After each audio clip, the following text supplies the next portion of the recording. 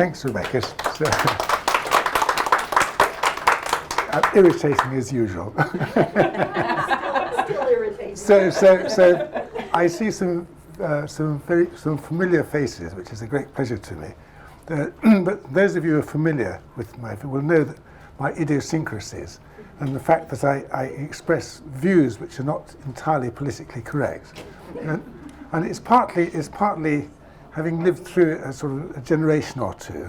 Every now and then I have a flashback and revert to the views of an earlier age, which was a slightly different orientation or different language, I should say. The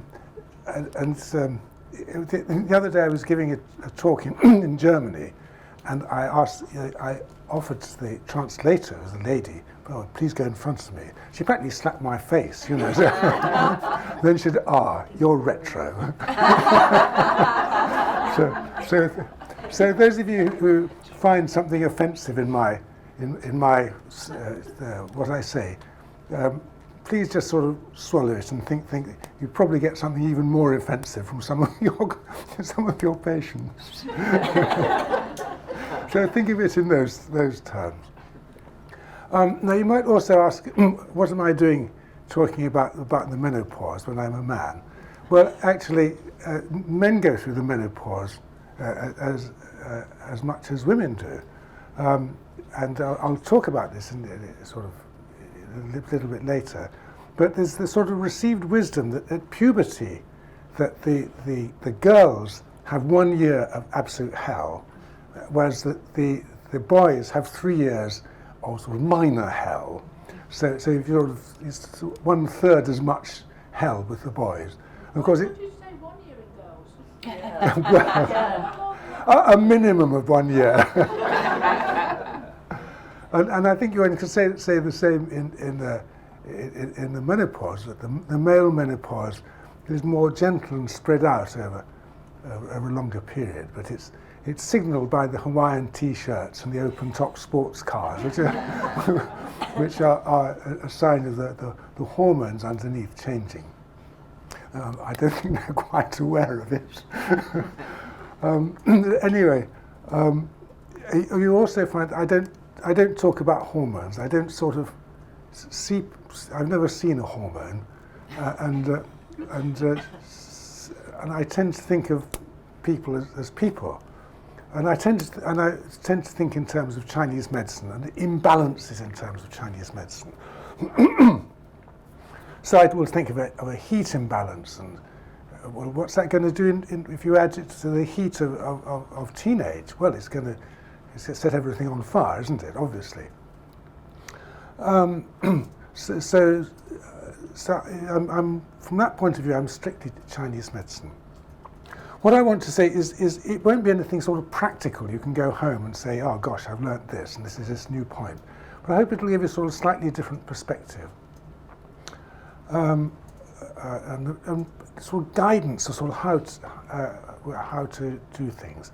It's also a subtle plug to encourage you to treat children, and there's quite a few of you here don't need this. So, but those of you who don't, you should jolly well learn to treat children, and you will see why. Anyway, I'm going to talk first of all in terms of the traditional view of Chinese medicine, the four great gates of life, 4 for a woman and 1 for a man in terms of Chinese medicine. Puberty, marriage, childbirth and menopause.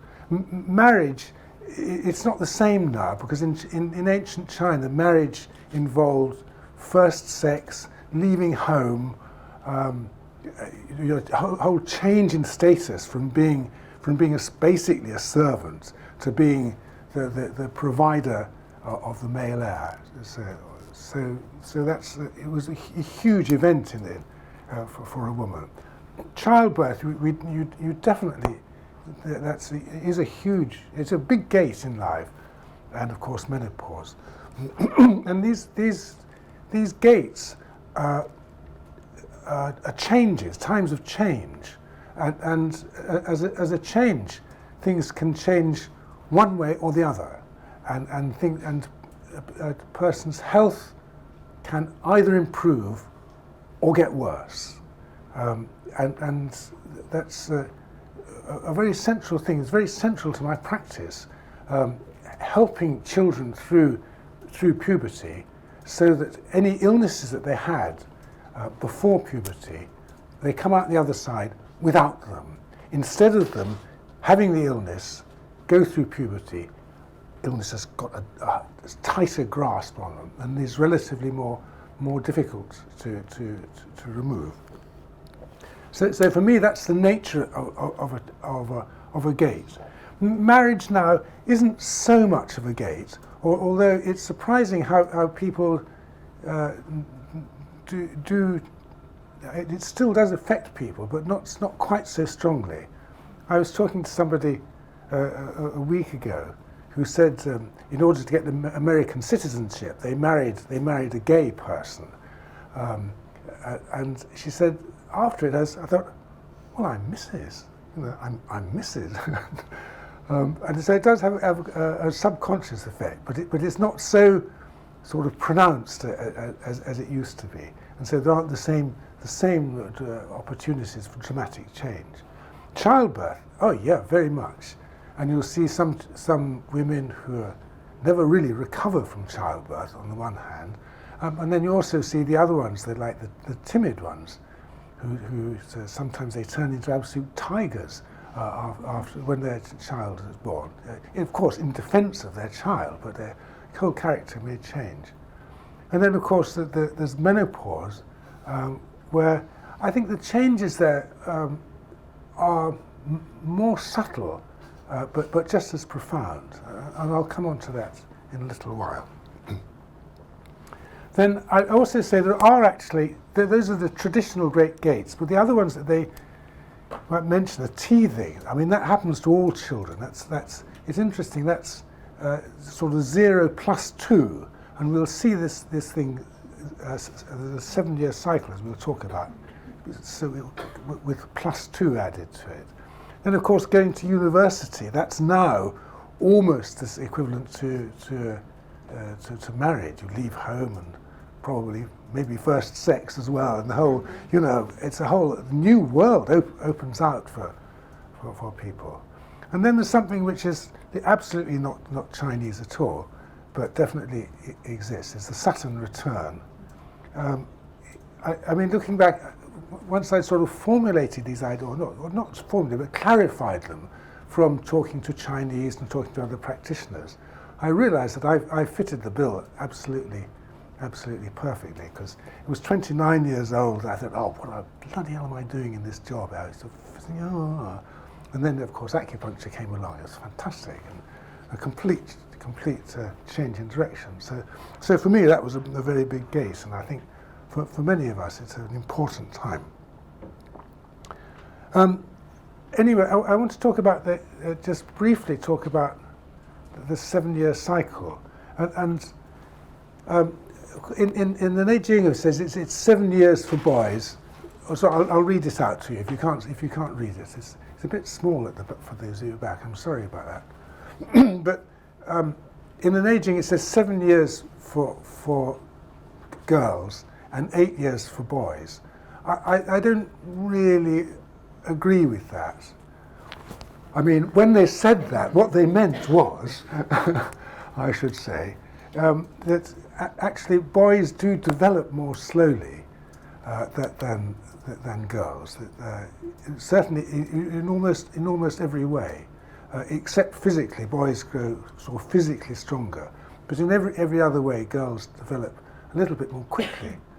And it used to be said in the bad old days when we had the 11 plus, that if they admitted people to grammar school simply on the basis of the 11 plus, without regard to whether they were boys or girls, there'd only be girls at the grammar schools, because the boys was just way behind at that age.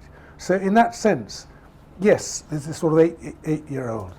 So they do sort of mature more slowly than the girls, but the big transitions, in my opinion, happen at the same age, pretty much the same age. And you can so the transitions happen at 0 and 7 and 14, but that's when the wave comes and it sort of breaks sort of a couple of years later, and so you'll see at the age 0 plus 2 is the first wave, which is when they have the teething, the terrible twos we talk about it, and what happens if you think in terms of Chinese medicine. Well, what do the teeth belong to? They belong to the kidneys, don't they? And so you see this terrific surge of kidney yang coming in. The nice, sweet, placid child that you saw before, it becomes, just a monster. So sometimes, I mean, not always, but that's what's happening. So you can say there's this surge of kidney yang. There's another one at 7 plus 2, at 9 years old, where there's a smaller wave of kidney yang. I'll say what happens that time, but there is a wave of kidney yang, but it's smaller, and so it's not so dramatic. And then, of course, there's the puberty, which the changes start at 14, and then the symptoms, as it were, appear at 16. And so at this you've got like the huge, great like tsunami of kidney yang. And even into the women, it's kidney yang, isn't it? They're not. They don't go, oh, I'm just so in tune with nature. No, it's Dad. What do you mean by that? Yes. My youngest daughter will be 17 very shortly. Anyway, it's actually very nice knowing about it. My elder daughter, she said when she was quite young, about 6 or something like, she said, Dad's grumpy, Mummy moans, Meggie, who's the younger one, she's bossy. No, Mummy nags, she's bossy, and I moan. And all is well with the world. That's how it should be. So I feel about my daughters when they're going through this outrageous tantrum thing. All is well with the world. And reach for the bottle. Anyway, so what happens in these different times? The kidney yang is associated with individuality, with me, and so you see that the 2-year-olds, it's world domination, isn't it? You will do this, you jump here, jump there. You can't go out yet, Mummy. You must do it my way. The 9-year-olds, it's a more subtle thing. It's like the awareness of emotions, and so again, it's more subtle. They have the ability to suppress their emotions. And the ability to stay focused on work. A 5-year-old, they get bored. They say, bored? No, I'm not doing what you do. You simply can't make a 5-year-old. Well, you can, but only by beating them. And that's not so popular these days. And so this age, they have the ability to stay focused. And as they suppress the emotions, and so we'll see what consequences that have. Well, the consequences are that they start to get the adult illnesses. They start to get them then. And then at 16 years old, they really start to become aware of themselves and their individuality. They're much more the deeper aspect of the individuality. They start to get their own individual ideas. I mean, sometimes it's sort of very agonized, sort of, who am I? And I'm different, and, well, yes, dear, yes. But sometimes it's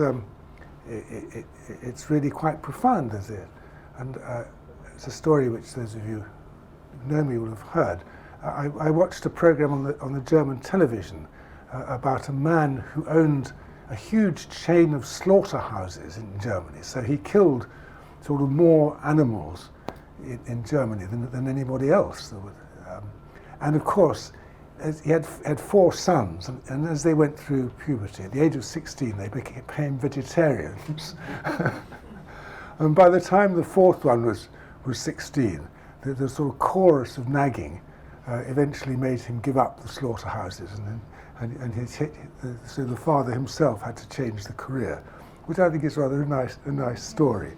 But it's at 16 I think, no, this is what I believe. It's not what you believe. This is right. That is wrong, and there were quite strong opinions at that age.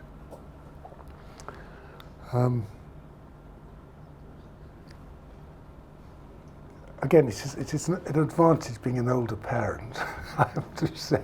So, yes, all is well with the world. They don't want to do. I was just my youngest daughter said she wanted to be an Orthodox doctor.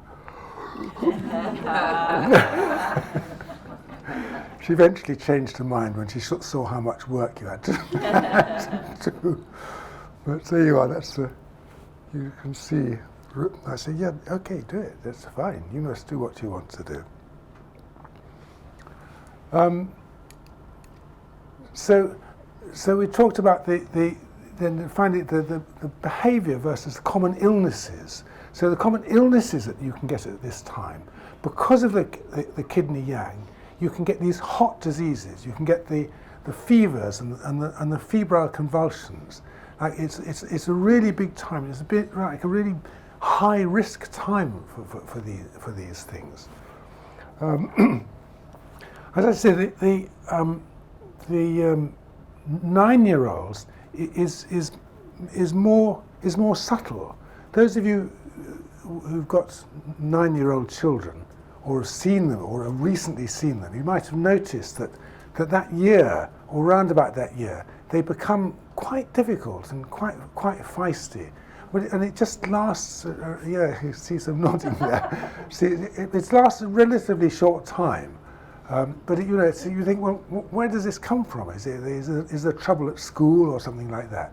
No, it's just this surge of kidney yang, and it's a sort of little slight rise in the sea level, which is the sort of which you get before the tsunami of the 16-year-old one. So it's a warning, say, oh, now's the time to treat, or soon will be the time to treat, so that the teenage can go a little bit more easily. And it's interesting that at this time, the blood sugar levels, the normal blood sugar levels for a 9-year-old, are actually lower than almost any other time of life, which is interesting. And consequently, diabetes, it's a common age to get diabetes, or it used to be. I mean, it's all different now because everybody's obese and eating sugar all the time. But when I started practicing, when people had a more regulated diet and not nearly so much sugar, that was a common age for it to appear. And again, interesting. Again, at 16-year-olds is another common age for the diabetes to appear. So then the 16-year-olds, what are the common illnesses? Well, the common illnesses, again, diabetes and glandular problems, and I'll come on to why it should be glandular problems in a short while. Those of you who've been on my courses will know why. So you can start doodling in the margin now. So what are the dangers in this particular time?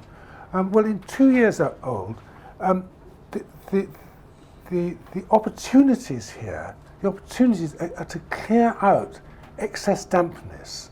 So particularly in Britain and other damp places like Bergen in Norway, children often come with a lot of dampness. They're sort of very chubby and very laid back. I remember one mother saying, "Oh, he's like a little Buddha. He's absolutely sweet." And I looked into his eyes and you wait. Yeah, Buddha but had other attributes as well. So, and sure enough, at the age of 2, this child had very, very big problems because there was all this sort of water hanging. I mean, it comes out, the dampness appears as overweight, you know, sort of podgy. And you think, yeah, it's a podgy child, that's fine, that's not a problem.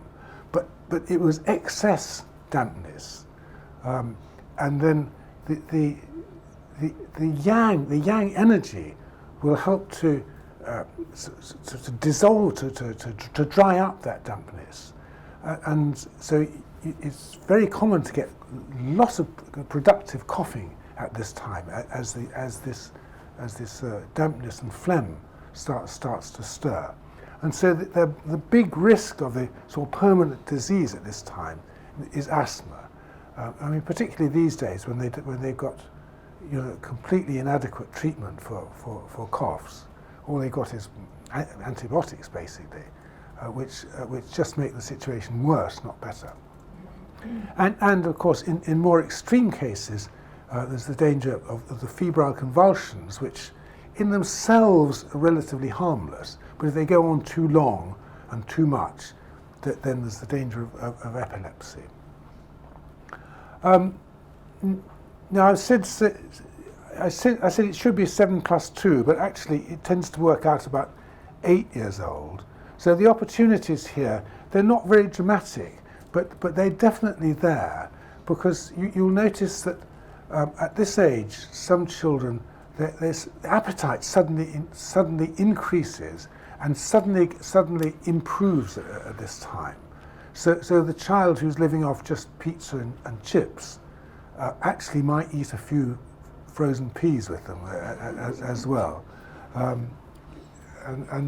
or even some broccoli sometimes, but that's pushing it. So that's a sort of opportunity. Again, it's not so dramatic because it isn't such a dramatic surge of kidney yang. The dangers here are well, a very common time for hay fever to appear. About 8, yes, 7, 8, 9, sometimes during that time, I would say. Well, I would say that's the reason why it's this kidney yang. Maybe there was some, you know, a certain amount of heat, a certain amount of irritation there before, but it was just a little bit. It's a slightly hot child. Add into this the hay fever, add into this the kidney yang, add into it the constriction of qi, which, because of the constriction of emotions which can happen at this time, then it lays the way open for hay fever. And likewise, this constriction of qi, for the ability to sort of hold on to your emotions and the ability to really focus on work, for example, is a time when the migraines can appear. You say, well, why migraines? Where does that come from? You know, what's it developing?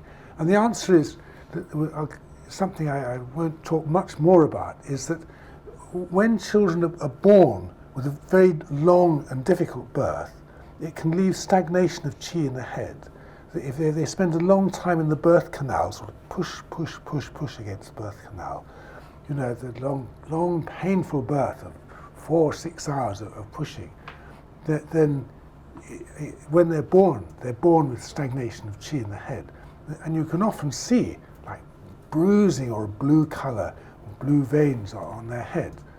And that can actually stay in a sort of minor form, not really causing any trouble. And then add into it the kidney yang, add into it the constriction of emotions, and it can develop into migraines. And of course, these migraines, without treatment, these migraines can stay for the rest of the life, can't they? And then that's when they first appear. Moral, treat at this age. And then we come at the 14-year cycle. Well, it's a bit it's about 14 to 15.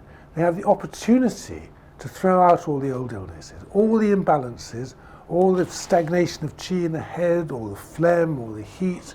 There's the opportunity to throw it out.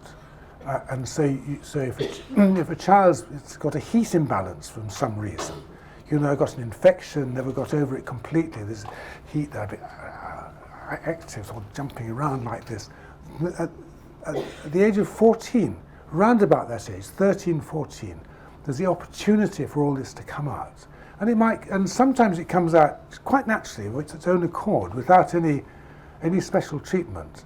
But it'll come out as a lot of fevers, a sort of surprising number of days off school, for example.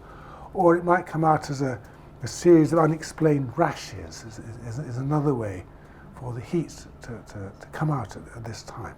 But it's a huge, huge opportunity to do this.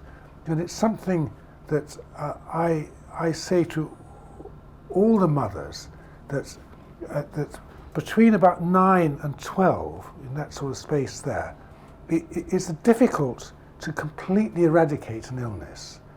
So you've got a child who's got asthma because they had crappy medication when they were young. Then you can essentially cure the asthma in the sense that they won't get it. They haven't got it. But to actually completely eradicate it, so that it's the imbalance that goes with it, so they really never will get it again,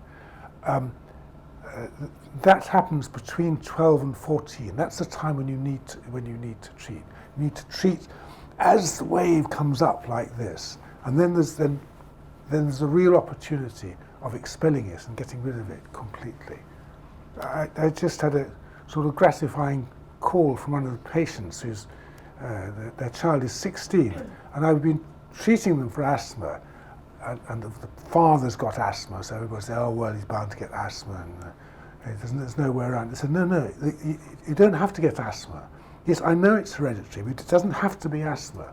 Metal imbalance, fine. Asthma, no. So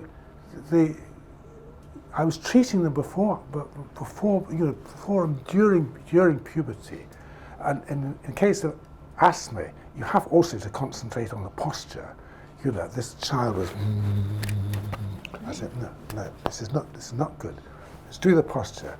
And in that particular case, there's a qigong exercise I give them to do, which is involves stretching your arms like this. Oh, I feel good to do it actually. And and I said, okay, you spend as much time as you like on the screen, on the phone, whatever you like. For every half an hour on the screen, on the phone, you must do 5 minutes of qigong. Okay, so 4 hours on the screen, then that's 20 minutes qigong. Got it? As much as that. And her mother made her do it. And now at the age of 16, it was one of these epidemics which went round. Everybody, the whole town went down with a frightful cough. She didn't get it. She got mild cough, no asthma. Everybody else wheezing, gasping, spluttering. So I thought, oh, it's lovely to see that. It's great. So it really is a fantastic opportunity to throw it out, and it's something I care about enormously. And what I say to people is, once they've cured the symptoms at this age, then come back at 12, and we'll do monthly treatments to begin with, and then possibly slightly more frequent, so that the energy is right to throw it out, rather than for it to go in deeper. Because if you've had asthma before 14, and you've had asthma after 14, it's got a much firmer grip. It's really difficult to throw it out after that. So 18 years old, you've had asthma since you're 10 or maybe 2. That's very difficult. It's difficult to cure. It's not impossible, but it's that much more difficult. Nothing's impossible. We all know that, but some things are more difficult. So that's the opportunity, and then there's the danger is actually 14 plus 2, so it's sort of slightly different. The time of the opportunities and the time of the dangers, and the dangers are glandular fever and chronic fatigue, and that whole class of the things. And of course now I would include things like self-harming as well, which I'm not so stupid as to say it's just an imbalance of the qi. Of course not. But if you've got this imbalance of the qi, it makes it much more likely that the little problems become big problems if you've got this some imbalances of qi. So that's the dangers. So that's a little look at a 7-year cycle, like leading up to puberty. Before I take that, has anybody got any questions or comments or things they'd like to say? It's your turn a little bit. I'm doing well for time as far as I can see. Yes. What do you reckon is happening with so many eating disorders? Eating disorders. That's some leading to. I think Rebecca needs to answer that question. Rebecca's. I'll talk about it tomorrow in my talk. Rebecca will talk about it tomorrow in her talk. I tend to sort of hand things over when it gets into the teenage, because I find teenage is a very difficult age to treat, because teenage girls, well, they can't be left alone with an obvious predator like me, and the teenage boys, they won't speak anyway. Certainly not to another boy. But a teenage boy will speak to a mother figure, provided it isn't their mother, and the teenage girls can be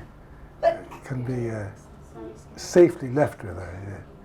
So anyway, that's my rationalisation of the fact I actually love treating much younger age, and I like playing kangaroos in the clinic with the 6-year-olds. Yeah. Sorry. Very interesting how you break it up into these 3 categories. So, a 9-year-old girl who starts menstruating, would you say that is even more excess kidney yang? That's a good question. Thank you. A 9-year-old girl who starts menstruating is still just a 9-year-old girl. It's actually, you think, it's the puberty. Well, physically it is. Hormonally, just as far as just the hormones are concerned, obviously that's what's happening. But actually, it's still just a 9-year-old girl who likes balloons and parties. It's not Dad. It's not that sort of thing at all. And I would say that the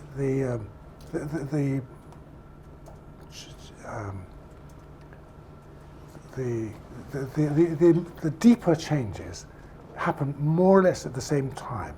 Perhaps a little bit earlier. Perhaps you could bring it earlier to perhaps to 13. But I would say with the children that I see, I could just say that. I mean, other people might have other experiences, but I would still say that 9-year-old girls, still 9-year-old girl. And actually, at that age, it is possible to sort of reverse it to a certain extent, to sort of delay it with treatment. And it may be a combination of kidney deficiencies, the kidneys not holding the energy, and excess heat, which is causing that.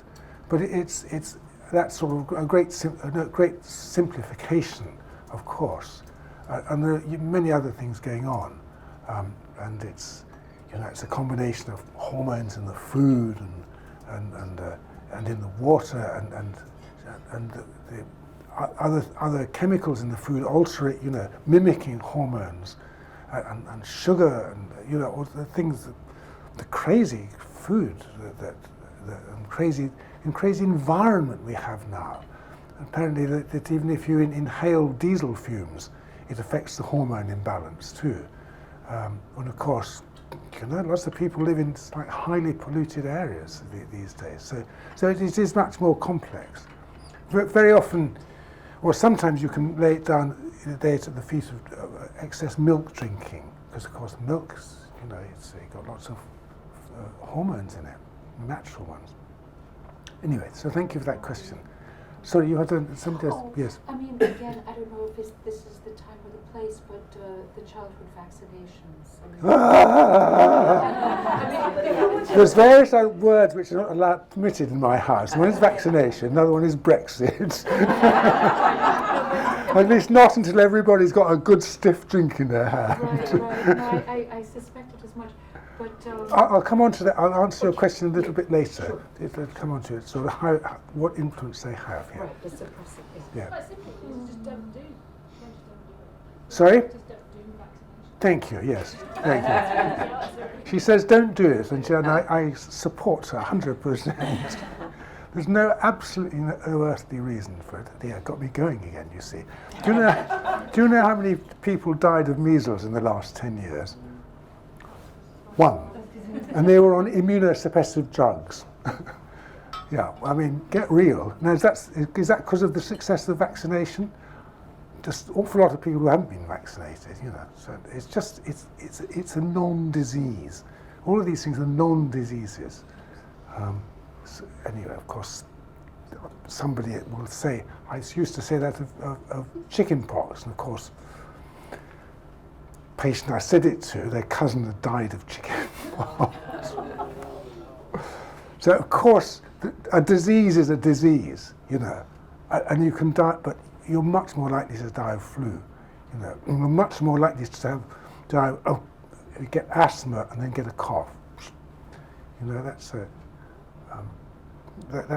much more likely to finish you off. So anyway, I don't want to, you know, as she says, don't do them. It's a lovely theory, but it doesn't seem to work out in practice.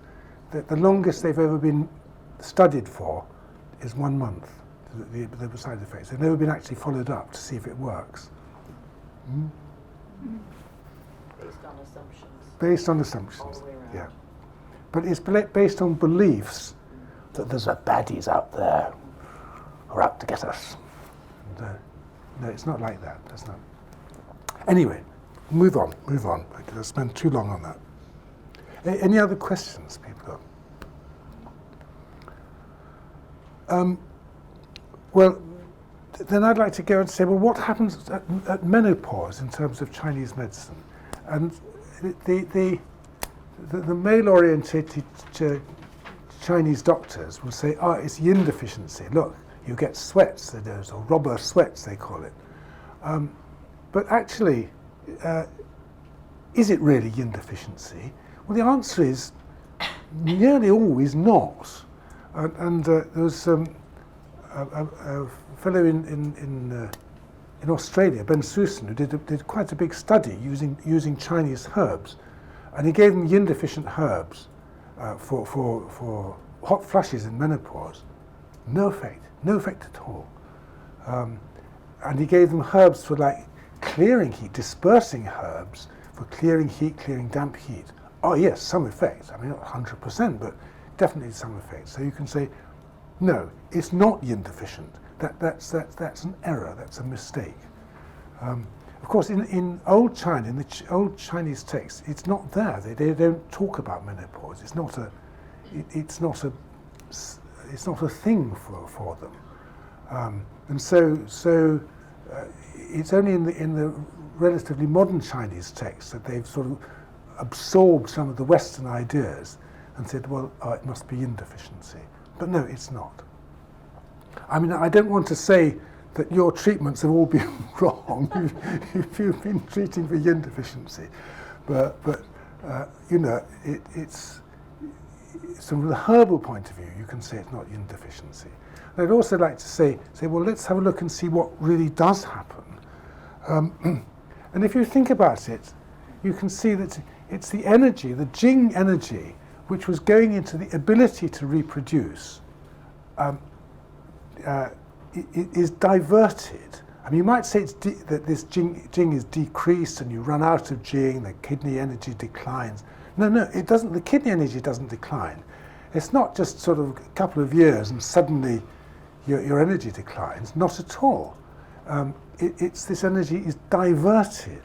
And so this kidney energy that you had before, which was like sort of staying in the reproductive system, is now it is now becomes available. This energy becomes available for use, and so you could say the balance of yin and yang changes, and this reproductive energy by its nature is like is a yang energy. Of course, it's got a more yin characteristic in women and more yang characteristic in men, but this whole balance of energy changes. So, as in puberty, you get another surge of kidney yang, and it seems to me that that's what's going on.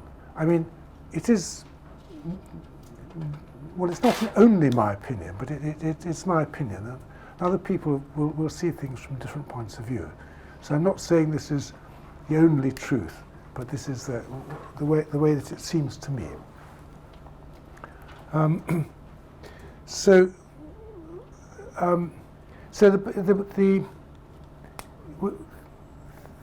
the difference between men and women here is they both have this extra surge of energy, but for women the yin declines more, but the yang increases, and so that's why you get this surge of the heat, the extra hot flushes, and the voice lowering and becoming more commanding, you might say, and more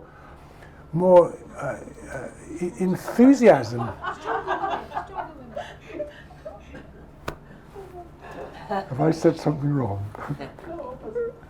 And we men become more timid.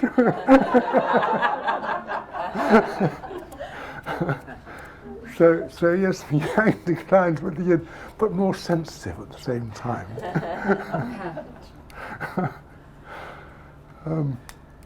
Yes, it's delicate. Well, as you say, I told you, I warned you about my views, so you've got to just take them out.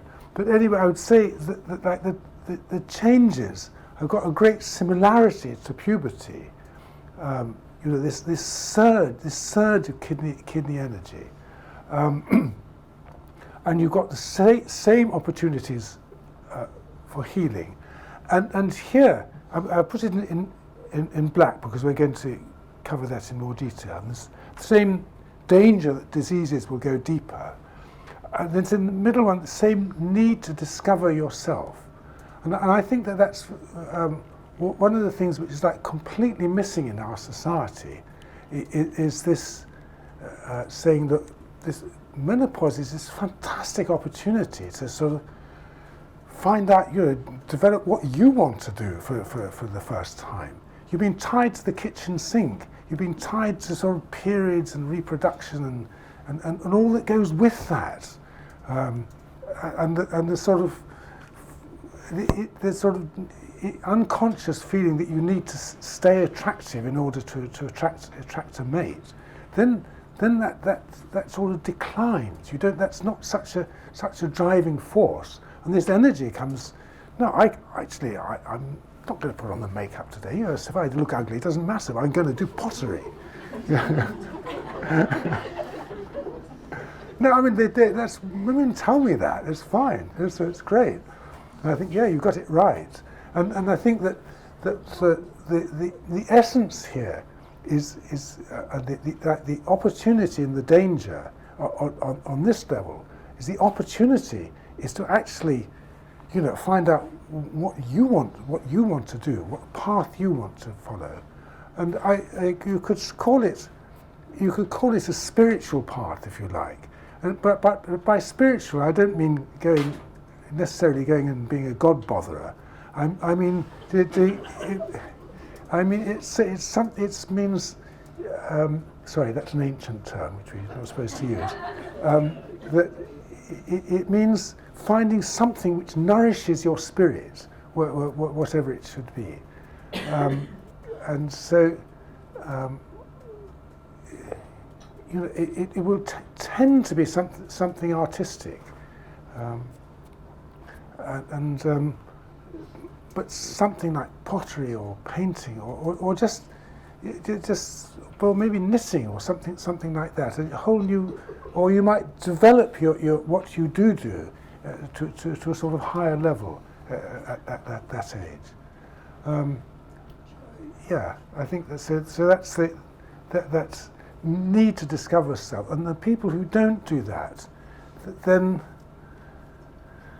it opens the way for troubles, because they've not.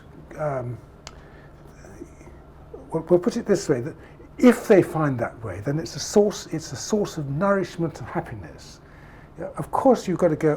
Got to go on doing the mundane things of life. You've got to go on doing the accounts and looking after the house and making sure that the car works and all that sort of stuff.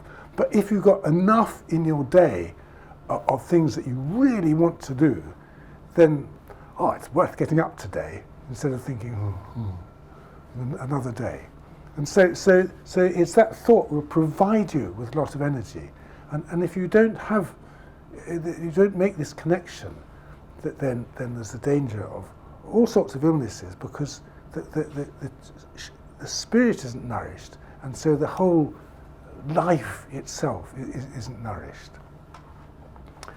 So that's what I think goes on, and that's what I think. So when treating for puberty, for treating during menopause, I always try and talk to people about this, because there is this quiet voice, this very quiet voice saying, this is what you should, this is where you should be looking. Anyway, that's my opinion. You can complain in a little while. I'll give you an opportunity to complain soon. Now, I've just got some examples of I've just written down lots of different conditions which children might have, which adults might have, and these are conditions which might either come out or go in during these great gates of puberty and menopause. And the first one is the lingering pathogenic factor, at which point all the people who've been on my courses will start yawning, because it's my real bugbear actually. But we'll go. And then there's this damp phlegm in the liver and gallbladder, which people who've been on the more recent courses will start yawning. So there's those two, the ones in bold, the ones that I'm going to cover in more detail. Before I do, has anybody got any questions that they'd like to say? Yeah. After the gate of menopause, Yep. which might happen somewhere around 50, in the further gates, or given people are living until they're 80, 90, are they then stuck?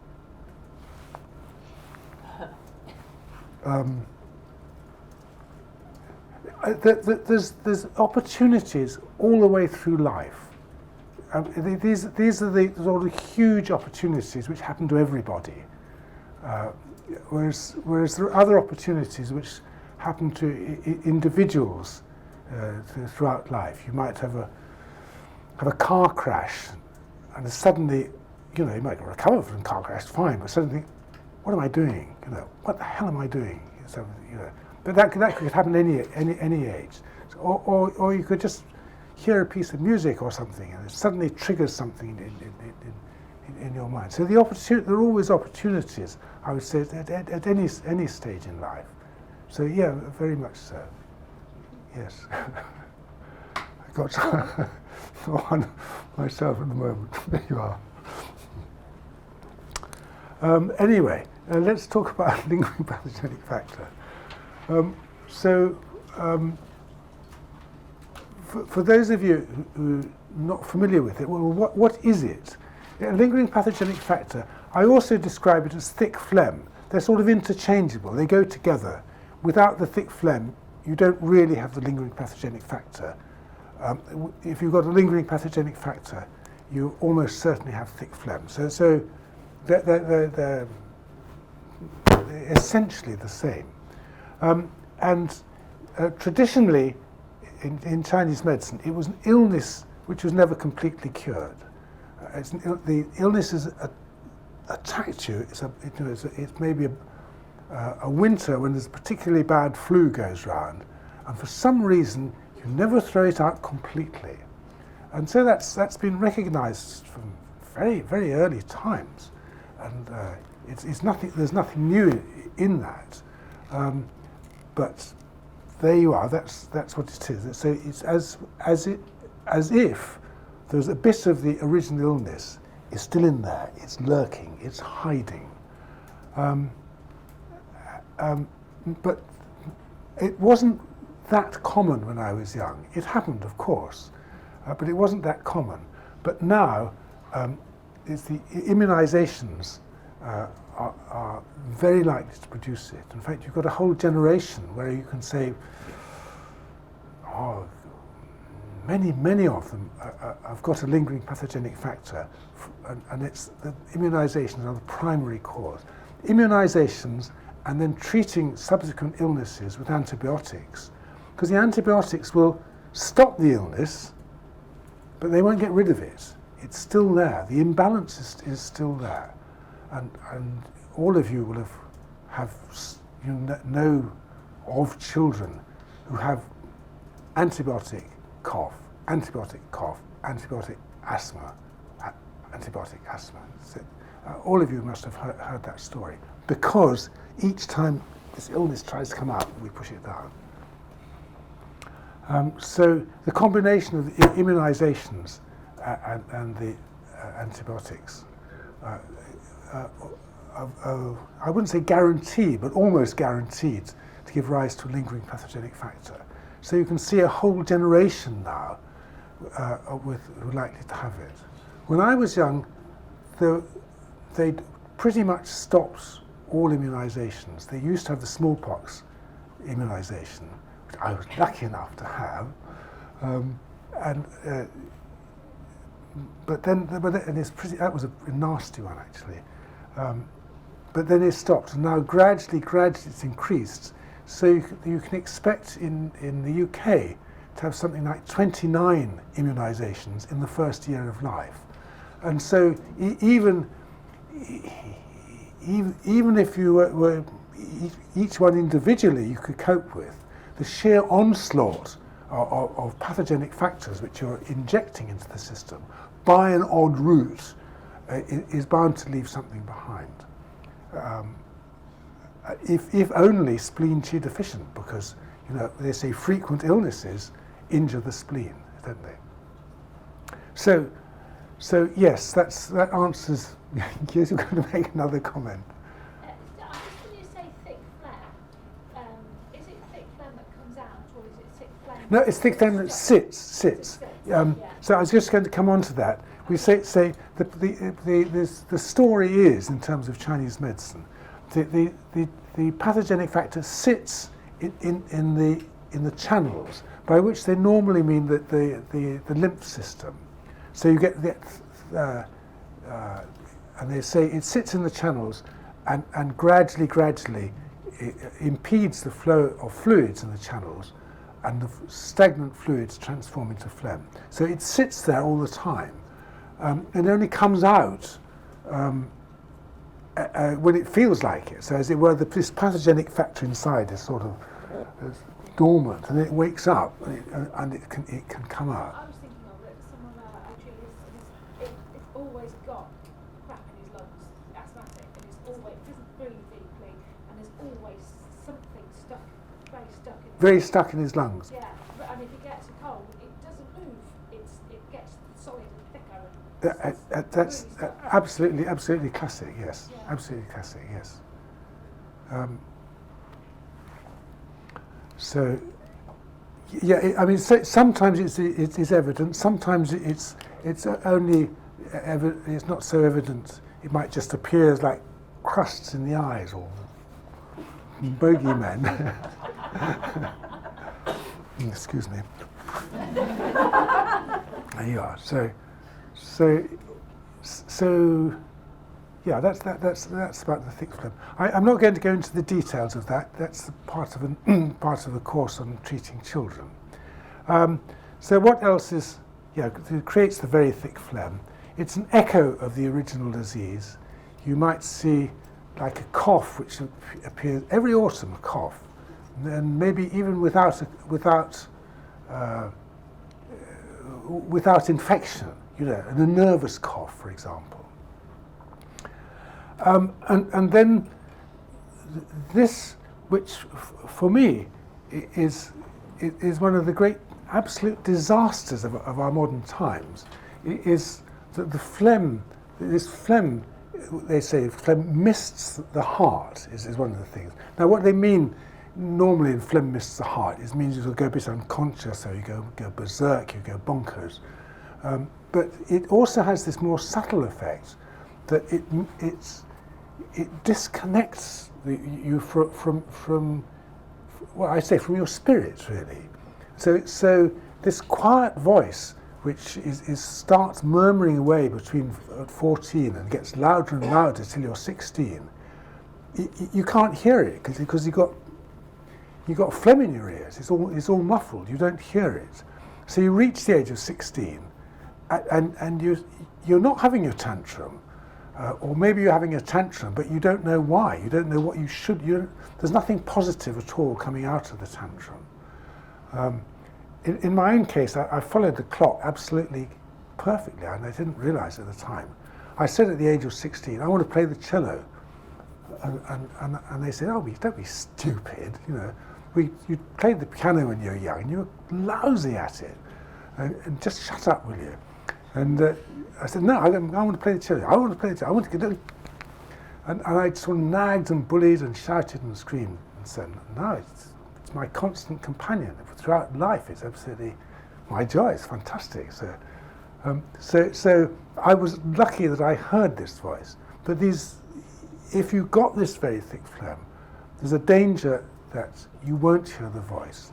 You go down the wrong path. Not wrong, not a bad path, but the path which isn't right for you. You go on eating meat when you should be a vegetarian, as it were. Well, of course, that leads directly to chronic fatigue, doesn't it? It's going to lead to chronic fatigue because you're not doing what you want to be doing.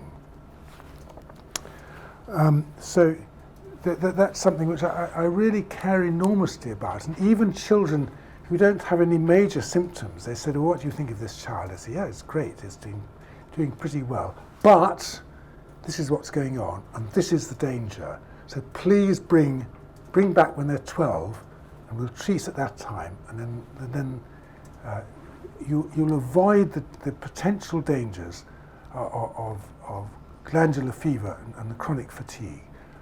And I imagine it's behind self-harming as well. It's sort of, there's something there.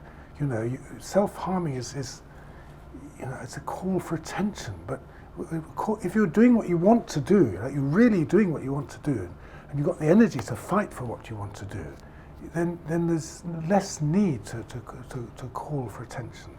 But I don't know, that's the saying. Listen to Rebecca tomorrow, is my advice there. So that's about that one. So yeah, this is more. Says that's no. Just a little bit about what does it lead to. Sort of slightly normal. 2 years. What does this pattern lead to at the different ages? So symptoms of the original disease, skin problems as well, and digestive problems in particular. And you can say that if you have this thick phlegm, you're very likely to have a food intolerance as a result, because the phlegm obstructs the spleen chi, you could say. And I said 14 to 25, the glandular fever and self-harming. And then the fertile years, like chronic fatigue, depression, and then fibroids. Fibroids traditionally are seen as accumulation of phlegm. And accumulate, obviously, very hard, thick phlegm, isn't it? And then, as I mentioned, the food intolerance, but even developing to food allergies in the fertile years. And then, as you reach the menopause, which is what this sort of subject of the talk, then this thick phlegm might give rise to gallstones in particular, because the stones are like combine the phlegm with the heat, or liver heat, with the heat of the kidney yang, that then it's easy for stones to form. Panic attacks. What about the panic attacks? I don't treat an awful lot of menopause, not compared to treating children, obviously, but the ones I've seen, they very often have a pulse which is full at the bone on each side, which indicates the stagnation of chi in the chest. And I think if the woman, well, it's women particularly, men don't come for these problems, but if the woman can't can't hear this voice, what she should be doing, the change of direction, then there's a feeling of sort of suffocation, of being trapped. I'm not doing. You're, as it were, still chained to the sink, still trapped in your house. You can't get out and expand. So panic attacks may come from that, and of course midlife crisis, the Hawaiian T-shirts, and divorce as well. Yeah. Well, actually, divorce just happens, doesn't it? I don't think. Life when kids leave home and they realise who they're living with. Yeah, that's right. Yes, that's it. That's the crisis, isn't it? It's not this person you fell in love with at all. And then post-menopause, sort of arthritis and all these hard, bony, knobbly conditions, and it has to be said that it's a component behind cancer. I mean, not so stupid to say it's the cause of all cancer, but I would say it's a component.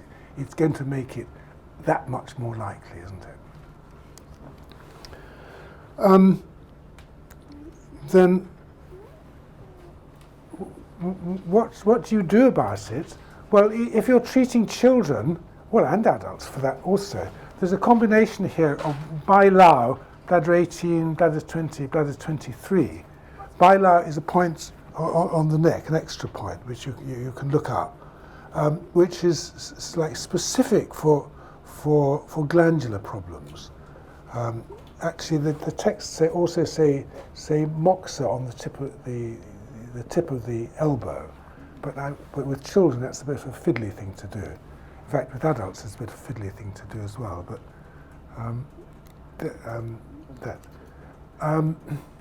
but then the question is, will it work?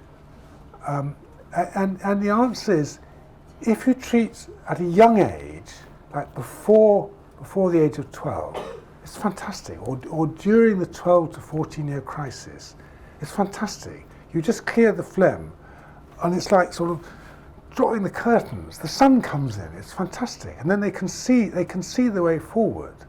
And typically they'll go through a period of being very grouchy and bad-tempered and grumpy, and really quite impossible at times, and then come out the other side with a different attitude, sort of, yes, and you can see the sort of sun in their eyes. And so then when it happens, even though maybe some symptoms going with it are not cured, I say, it's okay, everything is all right, it'll be fine now. Symptoms will die down of their own accord if you can't afford to come for further treatment, or you can't afford the time to come for further treatment. So yes, at the young age it will work. At menopause, no, on its own, it won't work, because you need this, there's much more maturity. You can't just let the sun in just by removing the phlegm, and you need other things. I mean, I just use sort of somewhat frivolously. I put do 24, the Shen Ting, because that's one of the points which sort of switches the lights on, helps you to see things a bit more clearly. But you need much more subtle treatment, and treatment adapted to each individual. And sometimes just like talking to the patients is enough. The other day I had this patient who came in with stagnation of chi in the chest here, and I treated it. I'll go away. Next week, come back. Stagnation of chi, come back again, and again and again. I said, look, you're missing something. There's something you're not doing in your life. You should be doing. What was you really love doing more than anything? She said, oh, I used to do shamanic healing, but then when the children came along, it's all disappeared now. The whole community, I've lost contact with the community. And I say, is that still something you'd love to do? And suddenly you're bing, you think I might be able to do it, you know. And a month later, she was doing a retreat in a yurt in the North Lapland where it was minus 20 or something like that. Not my sort of thing, but you know, that was her sort of thing. That's fine.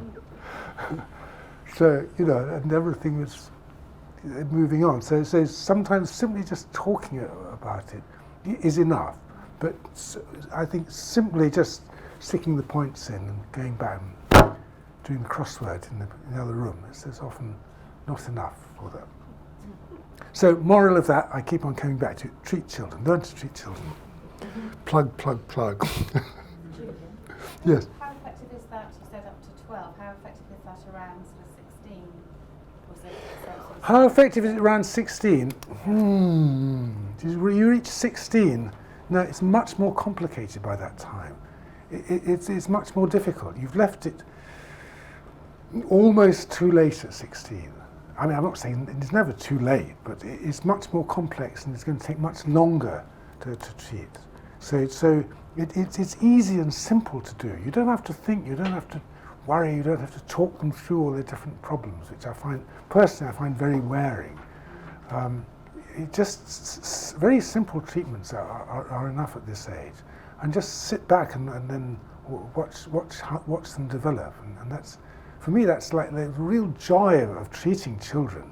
You just do simple treatments and wonderful things happen. It's fantastic. And I, as I was saying to people, I think the other thing is that every child that comes through the clinic, I think I snatch a little bit of their youth. Only a little bit from each one. But definitely it cheers them up a lot. Anyway, any other questions there before we move on to something else? Yes. So if you had a child of 9 or 10 who came in with these symptoms. So there's a child of 10 has what? A child of 9 or 10 Yeah. who came in with these symptoms. Yeah. Presumably you wouldn't ask them to come back when they're 12. Could you still have success at that point? Or would it be more successful to treat If they were 9 or 10, I would treat them for the symptoms. You know, if they got asthma or got chronic cough, yeah, I would definitely treat them. Oh, of course I would treat them because they got a problem. But then I would, once it was sort of, the symptoms were more or less fixed, I'd say, you know, go away, you'll be all right. You might have a little bit of trouble in the winter, bad winter. They'll probably still get it worse than other people. And if it gets really bad, come back and see me. But basically, you're all right for the moment. But then come back when you're 12. And if I were well organised, I would have a sort of database and send them a reminder on that. But usually they do come back. Actually, they remember. So that would be my approach. So it's kind of a bit like an AE drain. Can you speak very loudly? Like an AE drain. An Is E that drain. something that you would do on children, a full AE? Or is that I was trained in acupuncture before the AE drain had been invented, so so I'm not really familiar with that technique. So I can't answer that. But Rebecca will be able to answer that later on. It's an old playground trick of blaming the girls. Yeah? Well, actually, they usually blame the boys. Anyway. Julian, Yes. when we did your paediatric course, when we did this treatment, you told us it was bladder 13, so... tonify bladder 13? The question was that when they did the paediatric course, they said to tonify bladder 13. And yes, that's the true. If the main symptom is in the lungs, and they've got asthma or chronic cough, then of course you do something for the lungs. So you'll do bladder 13, and you might then omit the bladder 23. But as a general sort of blanket, there's nothing specially wrong, but that there's this imbalance. I would do the bi-lab because it resolves phlegm. Bladder 18 and bladder 20, which you use with a slightly more moving technique, stirs up this phlegm and moves it. And then the bladder 23 will help the kidney yang, help to support this extra energy for throwing things out. And so that's the logic behind the treatment. Yes? Julian, when we learned from you about treating children, you used to say we can just put needle in and out. It really does work. It's obviously Yes. very bad to do that. But as they get older, so say around 9, 10, would you say you would try to leave the needles a bit longer if they were okay with it? And That's really sort of different. I don't really want to go into details so much, but Okay. yes, the truth is that below the age of 7, you don't need to retain the needles. And then gradually you retain them You can. for a little bit of time, a little bit longer. Yes, that's the answer. But I don't really want to go into the details of treatment. That's for... But are you wary of quantity of needles? Yeah, I always I try and stick to 4 points. For bilateral, I treat bilaterally, and the reason I will tell you the reason I treat bilaterally. I was taught by Dr. Van Buren that you should treat the men on the right hand side, isn't it? No, it's the women on the right hand side and the men on the left hand side.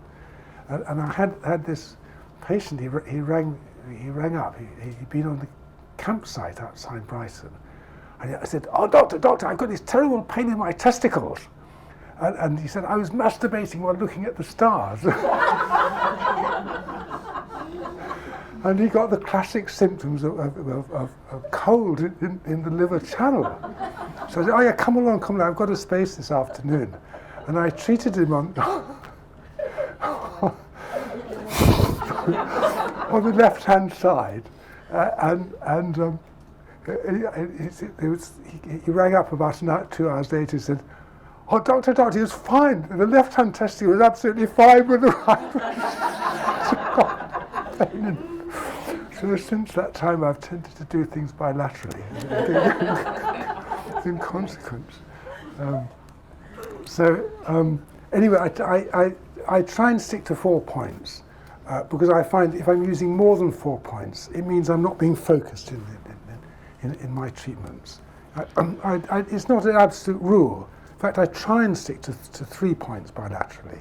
And that sort of discipline, for me, it sort of helps to focus me on what is the real issue? Where is the point where I can press with maximum effectiveness and minimum force?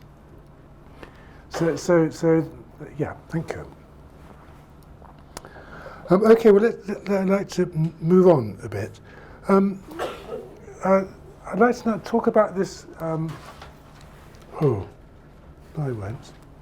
I was going to talk about this.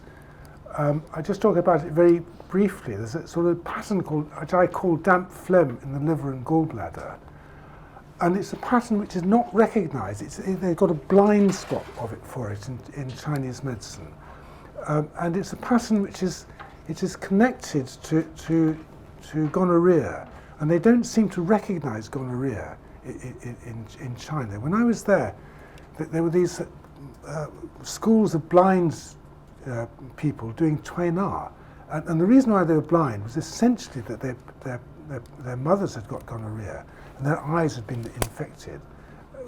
Just simply washing the eyes with antibiotics would have cured it, and antibiotics were freely available at the time. It's just simply a blind spot that they've got. Anyway, I just wanted to say that appears from the homeopathic point of view. They call it the Medorrhinum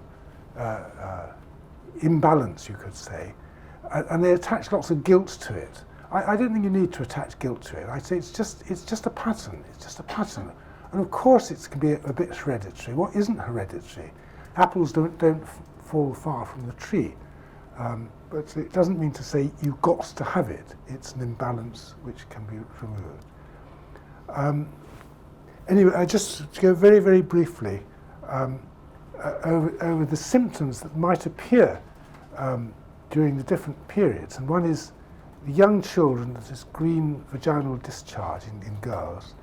In boys, this excessive smegma, that sort of greasy stuff underneath the foreskin. In the teenage years, the acne, and greasy skin, but acne because of its combines with the kidney yang. The kidney yang brings it all out. Polycystic ovaries in the fertile years, and then premature ejaculation, but or erectile dysfunction in the men. Then menopause, hot flushes, so it's a damp heat condition primarily, and then in the later age, the hip degeneration. Now, I know, of course, all of these things will have other causes as well, so it's not the only cause, but I'm saying there is this pattern often behind it. So a hip degeneration, as somebody pointed out to me, maybe it's because you had an injury, but why does the injury to the hip lead to degeneration, whereas injury to the knee, not degeneration in the same way, not the same sort of decay from inside. I also have to put in a plug for treating degenerative hips. Lots of people don't seem to realise that acupuncture can cure a degenerative hip. You just simply need to give lots of treatments along the gallbladder channel. And it's way cheaper than doing it by surgery, way safer, takes way less amount of time, and your health is better at the end of it. So anyway, I'd encourage people, believe in acupuncture. This is due to gonorrhea, or is it just... I'm not saying it's due to gonorrhea. I'm saying the other way round. I'm saying gonorrhea, you have the possibility of having gonorrhea because you've got this imbalance. If you're born with a lot of dampness, then you're likely to get a bad cough. It's obvious. If you've got this imbalance, then that means if you're exposed to a pathogenic factor, it will find fertile ground. Whereas if you don't have this imbalance, then you can get away with it. So that's what I would say. Thank you for that question. Anyway, there isn't really time to say much more about it. I just want to sort of conclude by saying the moral of this tale is make use of the gates throughout the disease. And the easiest time is just before puberty, and therefore, in big, bold, capital letters, learn to treat children. And in England, Rebecca is doing a one-year course at Kickham. If she's doing it in 1 year, it's quite intense. There's an awful lot to learn, which you will see shortly. So don't think that of course, get on and do something. If you've got a child who's got a cough in front of you, do lung 9 if nothing else, or massage lung 9. That's how I started. But actually, myself and other people have blazed a trail. So follow the trail. So don't feel you've got to learn it yourself. It's really worth studying and really, really interesting as well. And will throw you a light. I think all of the people who've been on my course, it throws light on adult diseases. You can say, of course, that's where it comes from. And I'm still teaching.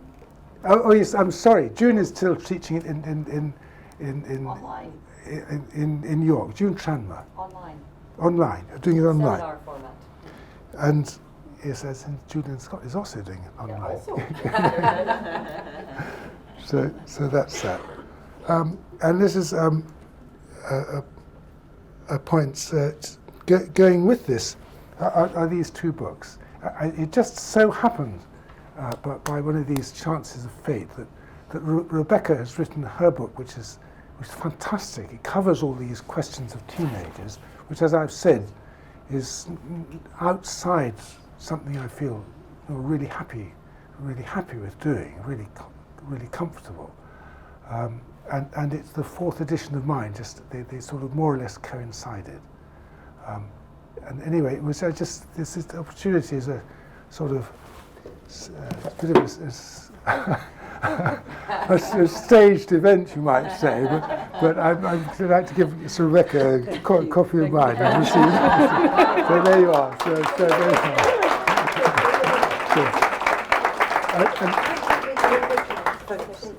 So well, let's go. If we've got to do it, either do it like that.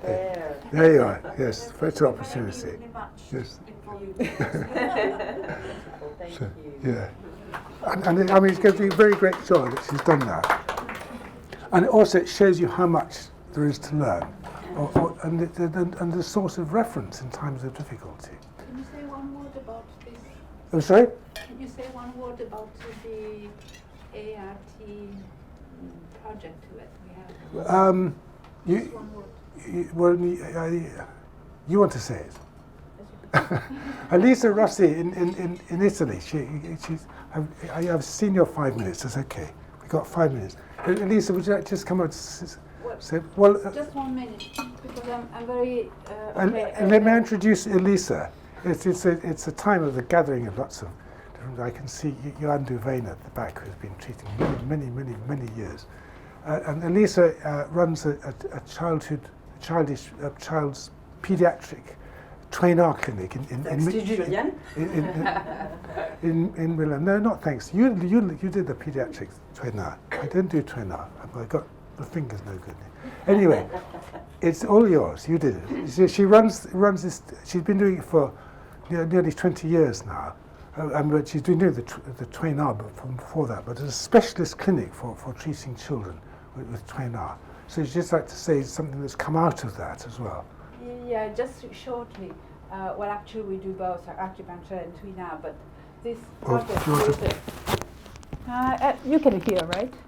Yeah. I'm embarrassed. No, it's just that we are now starting a project for babies born with ART, so that may often produce some kind of environment with too much heat or maybe chi deficiency. We don't know yet because Chinese medicine hasn't dealt with it enough. ART, explain ART. Assisted reproductive technologies. Okay. Yes. Assisted reproductive technologies. And so this is a multi-center project. So if any of you is interested on the Acu Journal, there is an article saying what the project is, and we could work together. And so just write to me or read it. I don't want to take time out of it. It is just to mention that, as Julian said, the opportunity to invest in some ages is really good. So if we do something in the very beginning, then it could be very good results in very short time and no big deal about it. And we teach parents to do this sequence of 2 in hour, which is very easy, and so they do it at home, and then we check. Okay, thank you. Thank you.